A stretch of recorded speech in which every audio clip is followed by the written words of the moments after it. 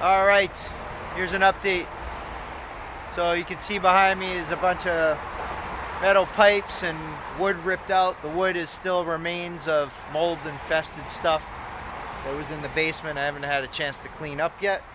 It's been a lot of long days, late nights, but we're hopefully getting things reined in. Got a dehumidifier over there. You can see a pallet in the background. That's 42 bags of cement for filling things in down here. I'll show you in a second. So let's come down in the basement. We still have some mold. There was an engineer here yesterday to help try to figure out what some of the problems are. Still have some mold. I gotta go to the store and get some mold killer for that. But we've got, here's our basement, and still sheet metal everywhere. Kyle's working on stuff over here. Let me show you that. He's doing a really good job. So this is the new filter box, new return duct. It's going to be all sealed. You can see he's in the process of taping and sealing that right now. This is the new return box that goes up into the living room. That was the one that they had just sheet metaled. You can still see some of the nails left behind. And that comes over here, and this is all in and leveled. So that's the status of that. I've completely ripped out all this duct work on the supply side. I told you guys about the tar nicotine issue. So we've got that under control. I'm going to start reinstalling all that duct work this afternoon. And so hopefully Kyle can just carry on and seal all that stuff up while he's here. This dehumidifier here, you can see this is the first time it's hit 45% in weeks. It just can't keep up. So we've got a dehumidifier outside that we're going to be installing in here to hopefully keep up. It's a much bigger dehumidifier, and as long as we can keep the humidity at 40% or less in the basement, then mold can't grow. So you can see over here, this came in the other day, that number 100 is a really good sign.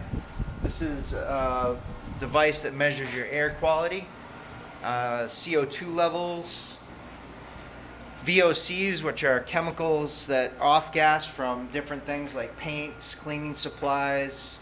It could be, I think, sewer gases, which was a concern. I'll get to that in a second. And your humidity and temperature and all that. So we've got 100, and I've had it running for a couple days, so this is good. The air is actually clean down here.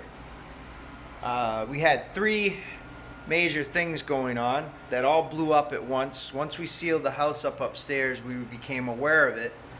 Holly can't even stay here right now. She can't be in the house until we know the mold is eradicated.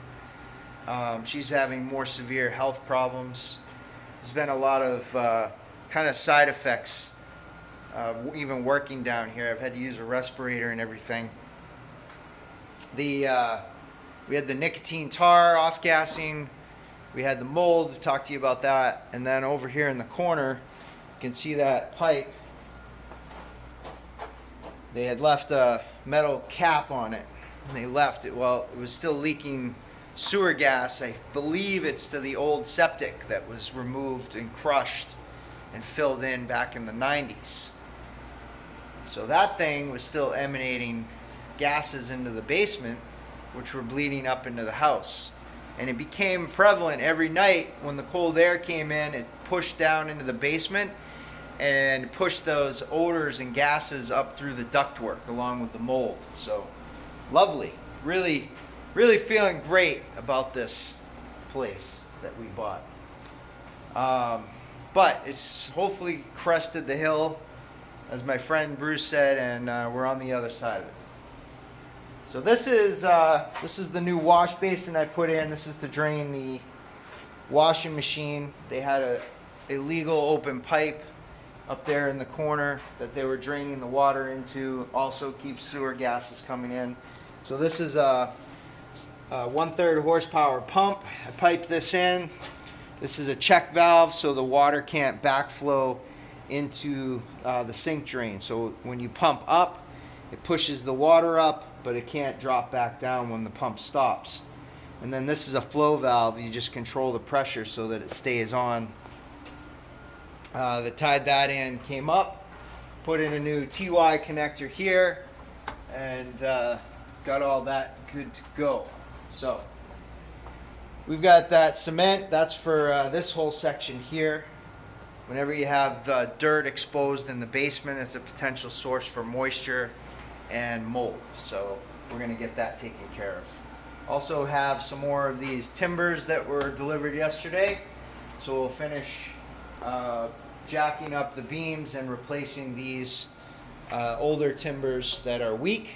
But also, if you look here, like they use kiln-dried lumber in a moist basement, which wood is a definite magnet for mold, and also rot. And these are structurally, this is two 2x4s. This is a drywall screw. So drywall screws are not rated for a lot of force. They're meant to hold up drywall. I forget what the rating is. They took these 2x6s up here and they just sistered them together with drywall screws, which is pretty much useless. Same with this tie plate they made right here, which is just a piece of old wood with 20 drywall screws in it. So 2x4 is rated for 1,000 pounds of vertical force. They put two of them together. Maybe at best we get 2,000 out of it, but that's the center of the house right here in the backside. That's got to come out and be replaced. So a lot to do still, but we're making headway.